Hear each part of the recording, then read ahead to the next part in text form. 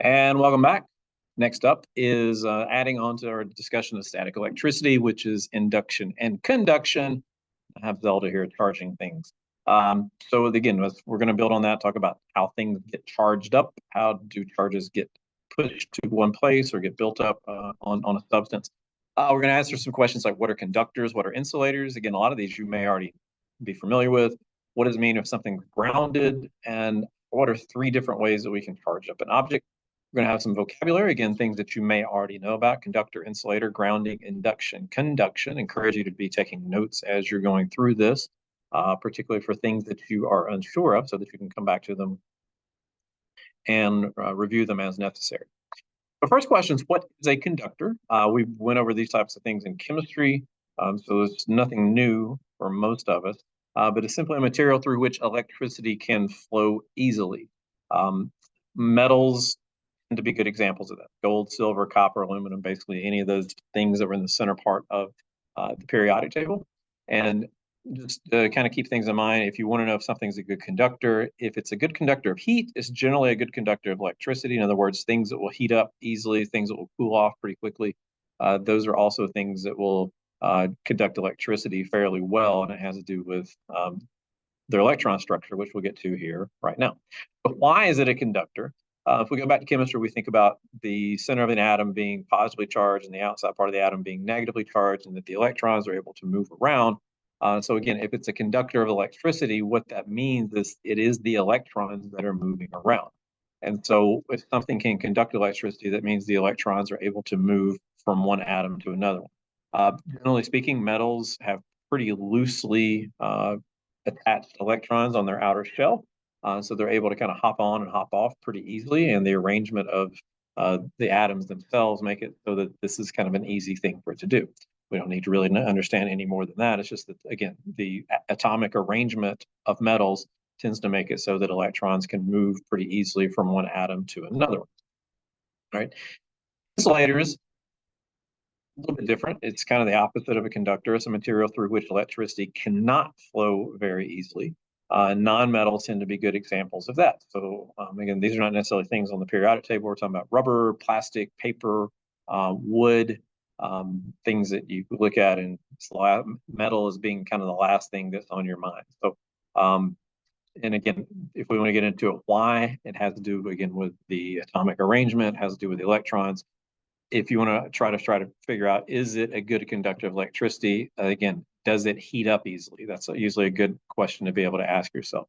So if we have something like a piece of wood, we know that it'll burn, but if we put it on the stovetop and compare it to a metal pan, the metal pan is going to change its temperature a lot more quickly than the wood. So the metal pan is a better conductor of heat than the wood. Typically, then the metal pan is also going to be a better conductor of electricity than the wood. So if in doubt, you can think about how well would it heat up, how well would it not. So again, why is it an insulator? It has to do with the electrons. Again, certain atoms, the electrons are held on a little bit more tightly, or it's just whatever it is, the way that they're arranged, it's going to make it harder for electrons to move from one atom to the next, and they tend to stay in place. And again, since electricity is the movement of electrons, if the electrons aren't moving, then you're not going to get the movement of electricity. So in our house, the way that we're able to successfully move electricity is to use a conductor, such as a copper wire, but it needs to usually be wrapped with an electrical insulator. Sometimes the insulator, the rubber plastic that's on the outside of it becomes a little bit damaged, and a lot of times this is where house fires would end up starting, is because if we don't wrap the wire with an insulator, then we can't really direct the electricity. So if there's a break in the insulation, then the electron could come out of it, find another path to be able to take. So this keeps electricity flowing in the direction that we want it to go. Second question is, what does it mean for something to be grounded? I wrote in here that charges want to be balanced, and charges don't really want anything. It's just their nature to do certain things, and sometimes we use human characteristics like want to make it seem a little bit easier. But think about this: if I have an object like the PVC pipe and there's a buildup of charges on it. Again, if I rub it on something and get a bunch of electrons on it, electrons push against each other. They repel one another. And so the idea is they don't want to be near one another. They want to spread out. And so they're going to push against each other as best they can. And if they can find a way to get away from one another, they will end up doing that. So number one, they're going to push against one another. And then number two is they're going to, if there's a positive charge somewhere near, they're also going to be attracted to that. And so the kind of concept here is that electrons are going to move if they kind of get the chance or the opportunity to do that. So if we build up electrons that want to be pushed apart and give them a pathway to be able to do that, then they will do that. So we tend to think of electricity as it takes the path of least resistance. Is a kind of an easy way to think about that. And another way to think of it is if an electron has two paths to be able to take, it's generally going to go through the one that is the better conductor of electricity. And so in a lot of our things around the house and in our lives, most things that use electricity end up having kind of a safety valve, so to think, so that if the electricity builds up on it too much, that electricity is going to have a path to be able to go back into the earth.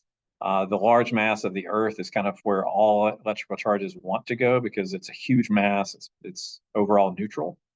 And so they can be directed back into the earth. Now, humans can conduct electricity. So if you've been shocked before, you've experienced that. Electricity will flow through a human being. So if you look at the top picture that we have up here, if we didn't have another system for the electricity to move back into the earth, for example, the electrons might build up in a dryer. And if you came and touched it, then those built up electrons want to get back into the earth, and you provide a path. Your feet are touching the ground, your hand is touching the dryer, and the electrons can flow through you back into the earth, and you're going to get shocked or not electrocuted. So what we end up having for most things where this could happen is we have additional wiring, a ground wire. And so our houses and our electrical systems in our houses, and sometimes general appliances, will have another wire basically that feeds itself back into the earth. And it's kind of like an electricity drain, more or less. So as electrons might build up on this dryer, they're going to find a pathway that they can go to get back into the earth so that there's not an overall buildup of this, which would prevent us from being shocked when we come and end up touching to it. Okay. Since wires are better conductors, that is going to be the path of least resistance. Humans can be a path if it's the only path, but given the choice between a human and a wire, the electricity is going to go through the wire. So again, electrical systems have these ground wires that will put the electricity back into the earth if too much charge is built up with things. So how do we get things to charge up? Well, one is through friction, which we've already covered, and the other two are induction and conduction, which you have done possibly in our lab activities last week, but we didn't really use those words. Induction is when there's no touching. It's very temporary. It induces an opposite charge close by. And if you think back to moving the soda can, if you took your PVC pipe and rubbed it on the cloth of the wool, and you were able to cause the can to start moving towards the PVC pipe, that effectively is what induction is all about. I'll use that as an example to be able to talk about.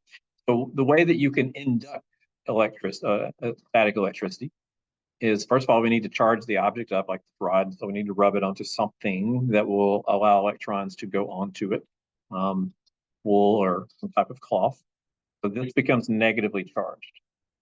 And then we're going to move the rod towards an object that's going to be neutral. So this can at the beginning is neutral. And so if pipe is negative and I'm moving it towards the neutral, then there's going to be some changes that occur inside the can in terms of its electricity, because this has electrons all around it. But remember, these electrons are going to be repelled by the electrons in the pipe. So when the negative rod gets close to the can, it's going to make the electrons kind of push over to the other side, which is going to leave this side mostly with positive charges. And those positive charges then are going to be attracted to the negative charges on the pipe. And so normally what we saw when we did this in class, if you did this in class, is the can will start rolling towards the pipe, because again, this is negatively charged and this side becomes overall positively charged. Now, those positive charges were already there. It's just that the negative charges went to the other side to get away from the negative charges over here. And that's going to cause it to move closer towards it. Okay. So again, this is induction. I don't actually need to touch it. Typically, if you do touch it, then it kind of ends it in a lot of cases. So the positive side, in this case, in the illustration, the positive side of the ball would attract to the negative rod. The positive side of the can will attract to the negative side of the rod and start pulling it there. Now, again, if I remove the rod, then the electrons that moved over to this side of the can are going to even themselves back out across the surface. And again, that's why it ends up being temporary. So induction, no touching, and it's going to be a temporary effect due to pushing the electrons to one side or the other.